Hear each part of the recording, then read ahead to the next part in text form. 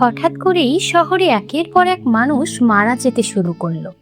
অদ্ভুত ব্যাপার হলো, মারা যাওয়া প্রত্যেকেই ডিপ্রেশন বা কোনো না কোনো মানসিক সমস্যায় ভুগছিল। আর প্রতিটি ঘটনাকে পুলিশ আত্মহত্যা বলে কেস বন্ধ করে দিচ্ছে। কিন্তু একজন ফরেনসিক অফিসারের চোখে ধরা পড়ে এমন একটি সূত্র যা প্রমাণ করে এগুলো আত্মহত্যা নয়, বরং পরিকল্পিত খুন। তদন্ত যত এগোতে থাকে, সামনে আসে একটি রহস্যময় গবেষণার নাম ইকুয়েশন অফ ডেথ। এমন এক গবেষণা যা মানুষের মৃত্যু নয়, মৃত্যুর পর মস্তিষ্কে কি ঘটে সেটার উত্তর খুঁজছিল। কিন্তু সেই গবেষণায় একসময় ভয়ঙ্কর হত্যাযজ্ঞে পরিণত হয়। তাহলে কে এই খুনি, আর কেন সে শুধু মানসিকভাবে ভেঙে পড়া মানুষদেরই টার্গেট করছে? চলুন পুরো গল্পটা জেনে নেওয়া যাক। গল্পের শুরুতে আমরা পরিচিত হই জারা নামের এক তরুণীর সঙ্গে। এই পৃথিবীতে তার একমাত্র আপনজন তার ছোট ভাই জিয়ান। কিন্তু জিয়ান দীর্ঘদিন ধরে গভীর ডিপ্রেশনে ভুগছে। এর কারণ জানাতে ক্যামেরা আমাদের কয়েক বছর পেছনে নিয়ে যায়। সেদিন ছিল জারার বাবা মায়ের বিবাহ বার্ষিকী। পুরো পরিবার গাড়িতে করে ঘুরতে বেরিয়েছে। সবাই খুব আনন্দ করছে। হঠাৎ ছোট্ট জিয়ান মজা করে একটি পার্টি পপার ফাটিয়ে দেয়। এর বিকট শব্দে জারার বাবার মনোযোগ সরে যায়, আর কয়েক সেকেন্ডের মধ্যেই গাড়িটি নিয়ন্ত্রণ হারিয়ে ডিভাইডারে ধাক্কা খায়। দুর্ঘটনাটি এতটাই ভয়াবহ ছিল যে জারার বাবা মা দুজনেই ঘটনাস্থলে মারা যান। শুধু জারা আর জিয়ান বেঁচে যায়। সেদিনের পর থেকেই জিয়ান নিজেকে বাবা মায়ের মৃত্যুর জন্য দায়ী মনে করতে থাকে। অপরাধ বোধ তাকে ধীরে ধীরে মানসিকভাবে ভেঙে দেয়। সে একাধিকবার আত্মহত্যারও চেষ্টা করে, কিন্তু প্রতিবারই যারা তাকে বাঁচিয়ে ফেলে। যারা কখনো ভাইকে একা ছেড়ে দেয়নি, নিয়মিত চিকিৎসা করিয়েছে, সাহস দিয়েছে, আর তাকে বোঝানোর চেষ্টা করেছে যে দুর্ঘটনাতে তার কোনো দোষ ছিল না। এদিকে যারা একটি ফরেনসিক ল্যাবে কাজ করে, ঠিক তখনই নিরাজ নামে এক ব্যক্তি মৃত্যুর খবর আসে। ঘটনাস্থলে গিয়ে পুলিশ এটাকে আত্মহত্যা বলে ধরে নেয়। কিন্তু জারার চোখে কয়েকটি বিষয় অস্বাভাবিক মনে হয়, যদিও সে তখনও কিছু প্রমাণ করতে পারেনি। এই কেসের তদন্ত করছিলেন অফিসার জিব্রান। কিন্তু আশ্চর্যের বিষয়, তিনি কেসটি নিয়ে কোনো আগ্রহই দেখাচ্ছিলেন না। যেন কেসটি যত দ্রুত সম্ভব বন্ধ হয়ে গেলেই তিনি খুশি। এদিকে একদিন কাজ শেষে বাড়ি ফিরে যারা দেখে জিয়ান বাড়িতে নেই। বারবার ফোন করেও কোনো উত্তর পায় না। ঠিক তখনই জিয়ানের একটি ভয়েস নোট আসে।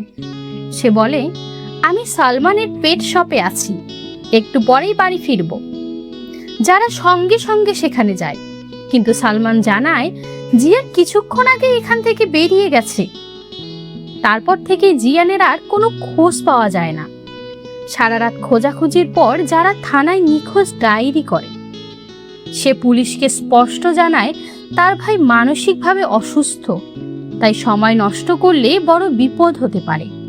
কিন্তু পুলিশ বিষয়টিকে খুব একটা গুরুত্ব দেয় না। নির্জন জায়গা থেকে জিয়ানের মৃতদেহ উদ্ধার হয়। লাশের পাশে একটি বিষের বোতল পড়েছিল, তাই পুলিশ কোনো তদন্ত ছাড়াই ধরে নেয় এটা আত্মহত্যা। খবরটা শুনে যারা পুরোপুরি ভেঙে পড়ে। এই পৃথিবীতে তার শেষ আপন মানুষটাকেও সে আজ হারিয়ে ফেলল। কিন্তু পোস্টমর্টম রিপোর্ট হাতে পাওয়ার পর সবকিছু বদলে যায়। ডাক্তার যারাকে জানান জিয়ানের শরীরে প্রোপোফল নামে একটি শক্তিশালী ওষুধ পাওয়া গেছে। এই নামটি শুনেই যারা চমকে ওঠে, কারণ কয়েকদিন আগে মারা যাওয়া নিরাজের শরীরেও ঠিক একই ওষুধ পাওয়া গেছে। দুজন আলাদা মানুষ, দুইটি আলাদা ঘটনা, কিন্তু একই ওষুধ। এটা কোনো কাকতালীয় ঘটনা হতে পারে না। যারা দ্রুত জানতে পারে প্রোপোফল সাধারণ মানুষের সহজে ব্যবহার করতে পারে না। এটি অপারেশনের সময় রোগীকে অজ্ঞান করার জন্য হাসপাতালে ব্যবহার করা হয়। সেই মুহূর্তেই যারা বুঝে যায় তার ভাই আত্মহত্যা করেনি, কেউ তাকে পরিকল্পনা করে হত্যা করেছে। আর নীরাজও আত্মহত্যা করেনি। এর মানে শহরে এমন একজন খুনি ঘুরে বেড়াচ্ছে যে প্রতিটি হত্যাকাণ্ডকে আত্মহত্যা বলে সাজিয়ে দিচ্ছে। কিন্তু প্রশ্ন হলো, সে কে? আর কেন সে শুধু মানসিকভাবে ভেঙে পড়া মানুষদেরই টার্গেট করছে? এই প্রশ্নগুলোর উত্তর খুঁজতেই যারা শুরু করে এমন এক তদন্ত যা তার জীবনকে চিরদিনের জন্য বদলে দিতে চলেছে। যারা এক মুহূর্ত দেরি না করে পোস্টমর্টম রিপোর্ট নিয়ে অফিসার জিয়ানের কাছে যায়।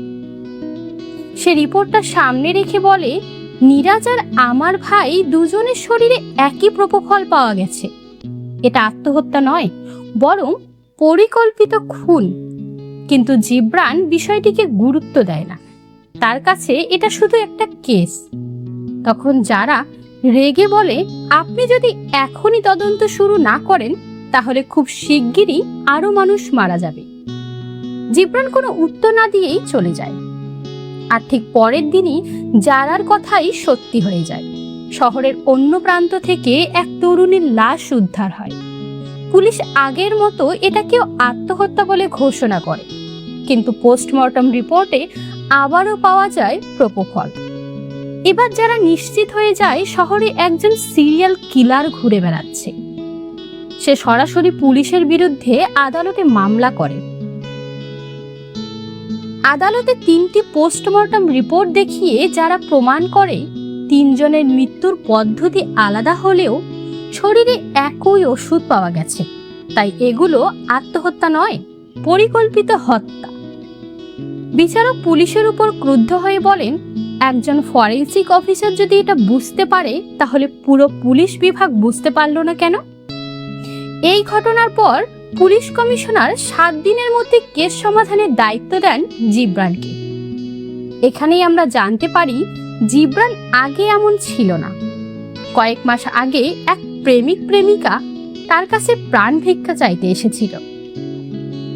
তারা পরিবার থেকে পালিয়ে এসেছিল কারণ মেয়ের পরিবার তাদের মেরে ফেলতে চায়। জিব্রান তাদের নিরাপত্তার আশ্বাস দিয়েছিল, কিন্তু বড় বড় কর্মকর্তাদের চাপে পড়ে শেষ পর্যন্ত তাদের ছেড়ে দিতে বাধ্য হয়। পরদিন দুজনকেই তারা মেরে ফেলে। সেদিন থেকেই জিব্রান নিজেকে ক্ষমা করতে পারেনি। সে বিশ্বাস করতে শুরু করে এই চাকরি দিয়ে সে কাউকে বাঁচাতে পারবে না, তাই ধীরে ধীরে নিজের কাজের প্রতি আগ্রহ হারিয়ে ফেলে। বর্তমানে ফিরে যারা নিজেই তদন্ত শুরু করে। জিয়ানের মৃত্যুর জায়গায় গিয়ে সে মাটিতে গাড়ির টায়ারের দাগ দেখতে পায়। সেই ছবিগুলো জিব্রানকে দেখায়। জিব্রান আগের ঘটনাস্থলগুলো পরীক্ষা করায়। অবাক করার বিষয়, 3টি জায়গাতেই একই ধরনের টায়ারের দাগ পাওয়া যায়। এরপর সিসিটিভি ফুটেজ দেখা শুরু হয়। অনেক খোঁজার পর দেখা যায় প্রতিটি ঘটনার আশেপাশে একটি এটিএম ক্যাশ ভ্যান ঘোরাফেরা করছিল। এবার প্রথমবারের মতো জিব্রান বুঝতে পারে যারা শুরু থেকেই ঠিক ছিল। এগুলো কোনো আত্মহত্যা নয়, কেউ খুব ঠান্ডা মাথায় প্রতিটি খুনকে আত্মহত্যা বলে সাজিয়ে যাচ্ছে। তদন্তে আরও জানা যায় মৃত 3 জনই নিয়মিত একজন সাইকিয়াট্রিস্টের কাছে চিকিৎসা নিত। ডাক্তারদের জিজ্ঞাসাবাদ করতে গিয়ে পুলিশ জানতে পারে প্রসাদ নামে একজন ব্যক্তি টাকার বিনিময়ে রোগীদের মেডিকেল ফাইল সংগ্রহ করছিল। ঠিক সেই সময় যারা মাথায় আসে জিয়ানের পাঠানো শেষ ভয়েস নোটের কথা। সে বারবার অডিওটা শোনে। হঠাৎ তার মনে হয় রেকর্ডিং এর শুরুতে জিয়ান যেন কাউকে হাই বলেছিল। একজন সাউন্ড ইঞ্জিনিয়ারিং এর সাহায্যে অডিও বিশ্লেষণ করলে জানা যায় জিয়ানের হাই বলার পর অপর পাশ থেকেও খুব আস্তে আরেকটি হাই শোনা যায়। অর্থাৎ মৃত্যুর ঠিক আগে জিয়ান এমন একজনের সঙ্গে দেখা করেছিল যাকে সে চিনত। আর এই ছোট্ট সূত্রই তদন্তকে সম্পূর্ণ নতুন দিকে নিয়ে যায়। অবশেষে প্রসাদকে খুঁজে বের করে এবং তাকে থানায় নিয়ে আসে। জিজ্ঞাসাবাদে প্রসাদ জানায় সে কাউকে খুন করেনি, তাকে শুধু ফোন করে কিছু রোগীর নাম বলা হতো। এরপর সে হাসপাতাল থেকে তাদের মেডিকেল ফাইল সংগ্রহ করে নির্দিষ্ট জায়গায় রেখে আসতো। কাজ শেষ হলেই তার ব্যাংক অ্যাকাউন্টে টাকা ক্রেডিট হতো। শুধু তাই নয়, তাকে প্রোপোফল কিনেও দিতে বলা হয়েছিল। কিন্তু যে ব্যক্তি এসব করাতো তার মুখ প্রসাদ কোনোদিন দেখেনি। প্রতিবারই ফাইল আর ওষুধ সে নির্দিষ্ট স্থানে রেখে আসতো। এতে জিব্রান বুঝতে পারে প্রসাদ শুধু একজন মিডিয়েটর, আসল খুনি এখনো ধরাছোঁয়ার বাইরে। অন্যদিকে যারা বারবার জিয়ানের শেষ ভয়েস নোট শুনছিল। হঠাৎ তার মনে পড়ে জিয়ান যাকে হাই বলেছিল সে নিশ্চয়ই খুব পরিচিত কেউ, কারণ কোনো অচেনা মানুষকে দেখে সে এত স্বাভাবিকভাবে কথা বলতো না। এই সূত্রটা যারার মাথায় ঘুরতে থাকে। ঠিক তখনই আরেকটি ভয়ঙ্কর খবর আসে। যারার ফিয়ান্সে আলভিকে মৃত অবস্থায় পাওয়া গেছে।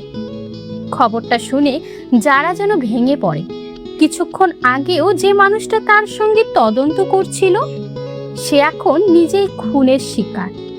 পোস্টমর্টম রিপোর্টে আবার পাওয়া যায় একই প্রোপোফল, কিন্তু আলভি তো কোনো মানসিক রোগী ছিল না। তাহলে তাকে কেন মারা হলো? যারা বুঝতে পারে এটা আসলে তাকে ভয় দেখানোর একটা চেষ্টা। খুনি বুঝে গেছে যারা সত্যের খুব কাছাকাছি পৌঁছতে পারে। তবুও যারা থামে না, সে পোস্টমর্টম করা ডাক্তারের সাথে আবারও কথা বলে। ডাক্তার তখন 11 বছর আগের একটি পুরনো ঘটনার কথা বলেন। জেসি নামে এক মেডিকেল ছাত্রের মৃত্যুর সময়ও তার শরীরে একই ওষুধ পাওয়া গিয়েছিল, কিন্তু তখন ঘটনাটিকে স্বাভাবিক মৃত্যু বলে কেস বন্ধ করে দেওয়া হয়। এই তথ্য শুনে যারা জেসির বাড়িতে যায়, সেখানে সে জানতে পারে জেসি আর তার বন্ধু সঞ্জয় মিলে ইকুয়েশন অফ ডেথ নামে একটি গবেষণা করছিল।